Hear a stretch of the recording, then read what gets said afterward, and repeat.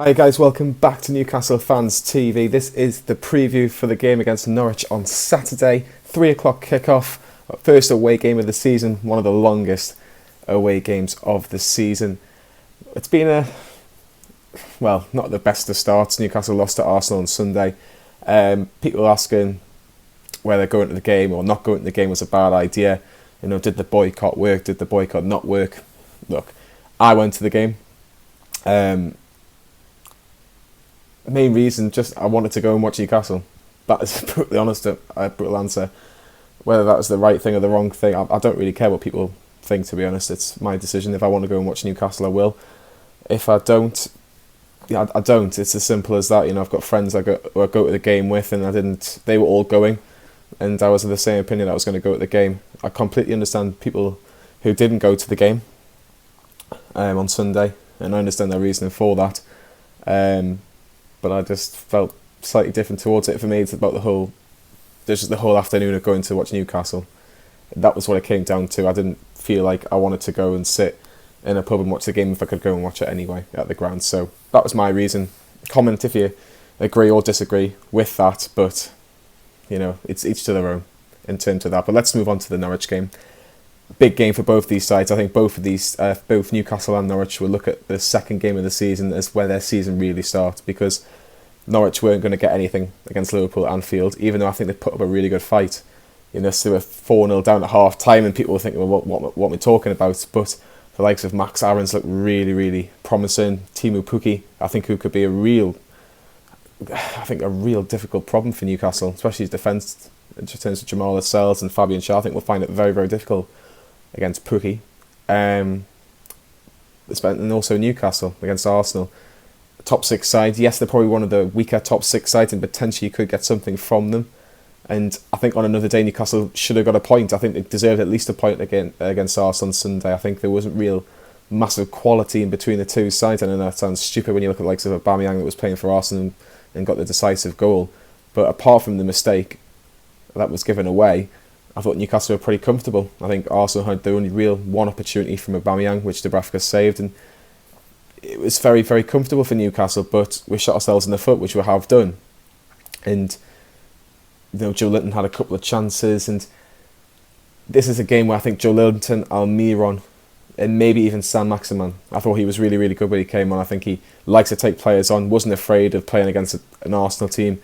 He seemed to flourish and relish him it, really. So if he could be involved, obviously there'll be a 1-11 that's going to be out later in the week as well, or a combined 11 maybe. He could be in that combined 11 because he's definitely got the pace and the skill to scare a lot of teams. And this Norwich team, just got promoted. They're promoted as champions.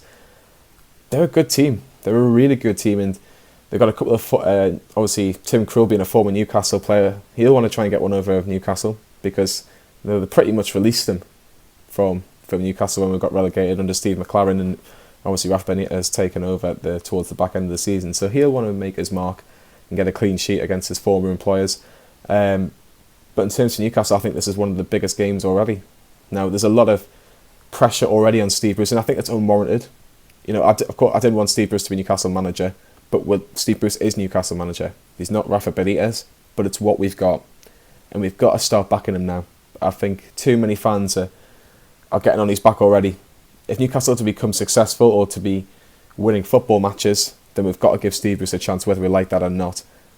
If he makes decisions, then we can criticise if they're not right or wrong. But don't just say after the first 90 minutes against Arsenal that I've had enough of him already, because it's not fair. It's not fair, and I've seen journalists argue with his son Alex Bruce, and it's not good for anybody at Newcastle, and especially with the fact that the relationship between the fans and the owner, the fans and the manager, is not great, really. Let's be brutally honest.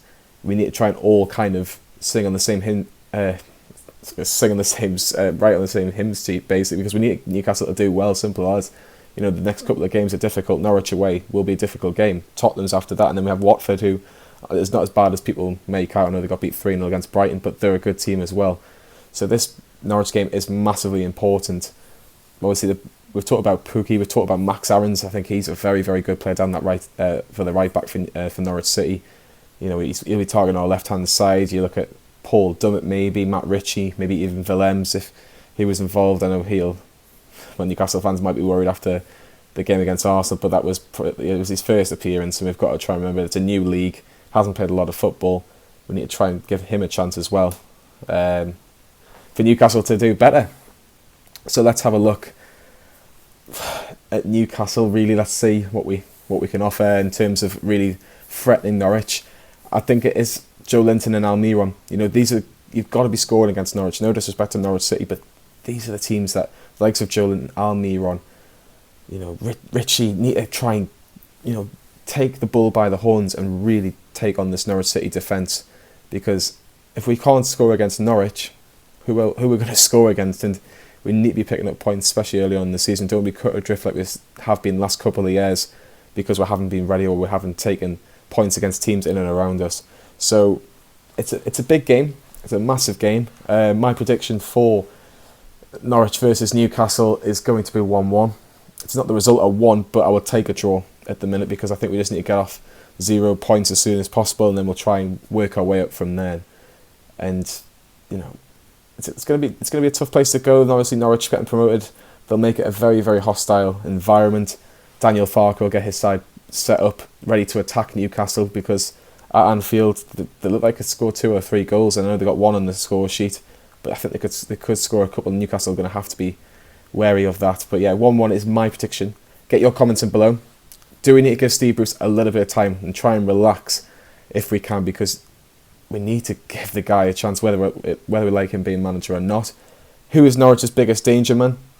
And should Saint-Maximin start? Because he looked very, very threatening when he came on the weekend. Can he really take the bull by the horns and really frighten this Norwich side? Give us a like, give us a subscribe as well. We're nearly at 20,000 subscribers on the YouTube page. We're hoping to get there as soon as possible, but if you can give us a little bit of a boost, that'll be absolutely fantastic. Subscribe to Newcastle Fans TV, and we'll see you at the Norwich game.